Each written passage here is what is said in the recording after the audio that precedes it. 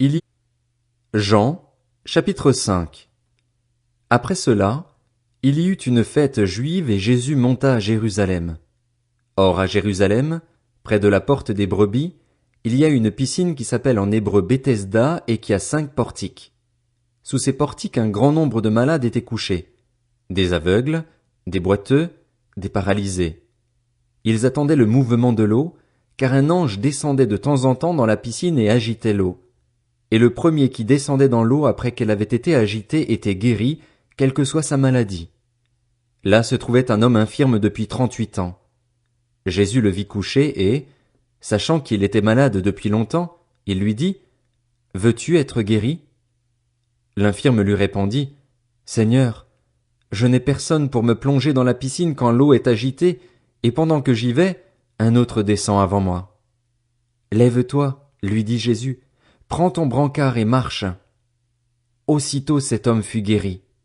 Il prit son brancard et se mit à marcher. C'était un jour de sabbat. Les Juifs dirent donc à celui qui avait été guéri, « C'est le sabbat, il ne t'est pas permis de porter ton brancard. » Il leur répondit, « Celui qui m'a guéri m'a dit, prends ton brancard et marche. » Ils lui demandèrent, « Qui est l'homme qui t'a dit, prends ton brancard et marche ?» Mais celui qui avait été guéri ne savait pas qui c'était, car Jésus avait disparu dans la foule qui était à cet endroit. Quelque temps plus tard, Jésus le retrouva dans le temple et lui dit, « Te voilà guéri. Ne pêche plus, de peur qu'il ne t'arrive quelque chose de pire. » Cet homme s'en alla annoncer aux Juifs que c'était Jésus qui l'avait guéri. C'est pourquoi les Juifs poursuivaient Jésus et cherchaient à le faire mourir, parce qu'il avait fait cela le jour du sabbat. Cependant, Jésus leur répondit, « Mon Père est à l'œuvre jusqu'à présent. Moi aussi, je suis à l'œuvre. » Voilà pourquoi les Juifs cherchaient encore plus à le faire mourir, parce que non seulement il violait le sabbat, mais il appelait aussi Dieu son propre Père, se faisant lui-même égal à Dieu. Jésus reprit donc la parole et leur dit, « en vérité, je vous le dis, le Fils ne peut rien faire de lui-même, sinon ce qu'il voit le Père accomplir. Tout ce que le Père fait, le Fils aussi le fait pareillement. En effet, le Père aime le Fils et lui montre tout ce que lui-même fait, et il lui montrera des œuvres plus grandes que celles-ci, afin que vous soyez dans l'étonnement.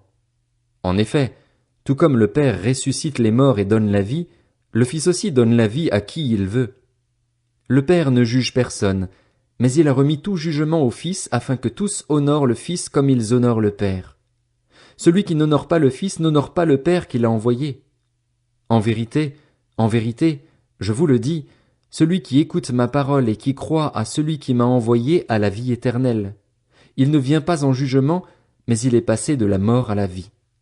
En vérité, je vous le dis, l'heure vient, et elle est déjà là, où les morts entendront la voix du Fils de Dieu, et ceux qui l'auront entendu vivront. En effet, tout comme le Père a la vie en lui-même, ainsi il a donné au Fils d'avoir la vie en lui-même. Et il lui a donné aussi le pouvoir de juger, parce qu'il est le Fils de l'homme. Ne vous en étonnez pas, car l'heure vient où tous ceux qui sont dans les tombeaux entendront sa voix et en sortiront. Ceux qui auront fait le bien ressusciteront pour la vie, mais ceux qui auront fait le mal ressusciteront pour le jugement. Je ne peux rien faire de moi-même. Je juge d'après ce que j'entends, et mon jugement est juste parce que je ne cherche pas à faire ma volonté, mais celle du Père qui m'a envoyé. Si je me rends témoignage à moi-même, mon témoignage n'est pas valable. C'est un autre qui témoigne en ma faveur, et je sais que le témoignage qu'il me rend est vrai. Vous avez envoyé une délégation vers Jean, et il a rendu témoignage à la vérité. Pour ma part, ce n'est pas d'un homme que je reçois le témoignage, mais je dis cela afin que vous soyez sauvés. Jean était la lampe qui brûle et qui brille, et vous avez voulu vous réjouir 1 heure à sa lumière. Pour ma part, j'ai un témoignage plus grand que celui de Jean. Ce sont les œuvres que le Père m'a donné d'accomplir. Ces œuvres mêmes que je fais témoignent à mon sujet que c'est le Père qui m'a envoyé, et le Père qui m'a envoyé a rendu lui-même témoignage à mon sujet. Vous n'avez jamais entendu sa voix, vous n'avez pas vu son visage, et sa parole n'habite pas en vous, puisque vous ne croyez pas en celui qui l'a envoyé. Vous étudiez les Écritures parce que vous pensez avoir par elles la vie éternelle. Ce sont elles qui rendent témoignage à mon sujet, et vous ne voulez pas venir à moi pour avoir la vie. Je ne reçois pas ma gloire des hommes, mais je vous connais, vous n'avez pas l'amour de Dieu en vous. Je suis venu au nom de mon Père et vous ne me recevez pas. Si un autre vient en son propre nom, vous le recevrez. Comment pouvez-vous croire, vous qui recevez votre gloire les uns des autres et qui ne recherchez pas la gloire qui vient de Dieu seul? Ne pensez pas que c'est moi qui vous accuserai devant le Père.